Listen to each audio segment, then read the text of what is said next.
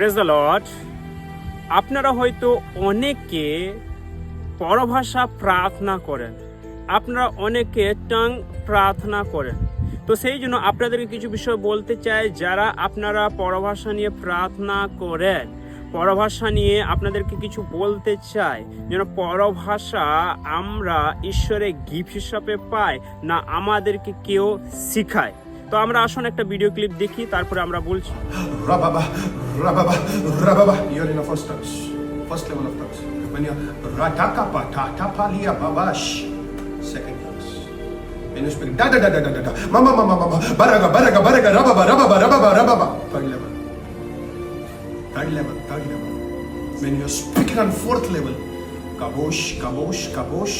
Hey, kabosh, you elaborate the word. You speak a word. When you speak, mante frostiki praatia plush, fresteke frakita prantish.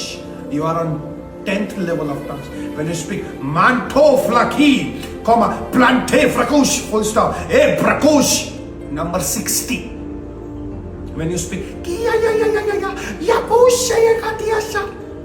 angelic tongues. আমরা এই video ক্লিপে দেখছি যে এই পাস্টার নিজেকে দাবি করছে পাস্টার, সেটা কিভাবে তিনি পরভাষা শিখাচ্ছেন। এই পরভাষা কাউকে শেখানো যাবে না, প্রার্থনা করতে কাউকে শেখানো যাবে না। কারণ প্রার্থনা, রোমীয় পুস্তকে বলে যে প্রার্থনা সেটা পবিত্র আত্মায় পরিচালনা হয় আর পবিত্র আত্মায় পরিচালনা করে। কিন্তু এই কি করেছে, পবিত্র আত্মার জায়গা নিয়েছে, সে নিজে কি করছে, পরভাষা শেখাচ্ছে। এইভাবে এই লেভেলে করা হবে, এই লেভেলে করা হবে, এইটা কথা বলতে হবে।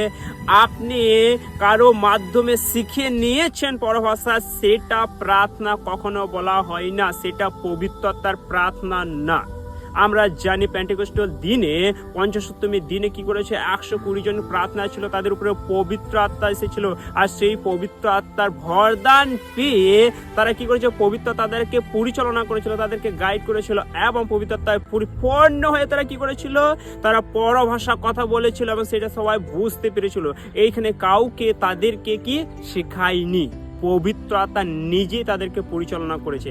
কিন্তু আজকে মানুষরা পবিত্র আত্মার পরিচালনা নয়, আজকে যারা লিডার রয়েছে তাদের পরিচালনায় তারা কি হচ্ছে, সেটা করছে আর মনে করছে যে আমি ঈশ্বরের আশীর্বাদ পেয়েছি।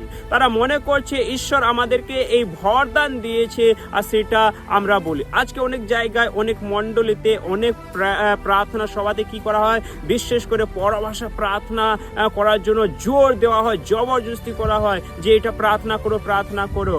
এইসব সন্তানরা সাবধান, সেই সমস্ত জায়গা থেকে সাবধান, সেই সমস্ত যারা ঈশ্বরের দাস রয়েছে তাদের থেকে সাবধান। যে আপনাকে প্রার্থনা শিখাচ্ছে, পরভাষা শিখাচ্ছে, তাদের থেকে সাবধান।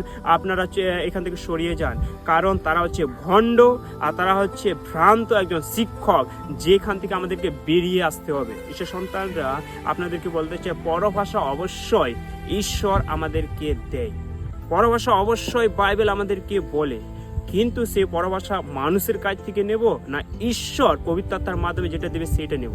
আপনারা যদি নিজে তারা শিখে থাকেন, সেইটাকে আপনার থেকে সরিয়ে দেন এবং ঈশ্বর আপনাকে যে আশীর্বাদ করে পরভাষা দেবে সেইটা নিয়ে আপনারা প্রার্থনা করুন। কিন্তু এই সমস্ত শিখানো পরভাষা থেকে দূরে থাকুন, সাবধান থাকুন।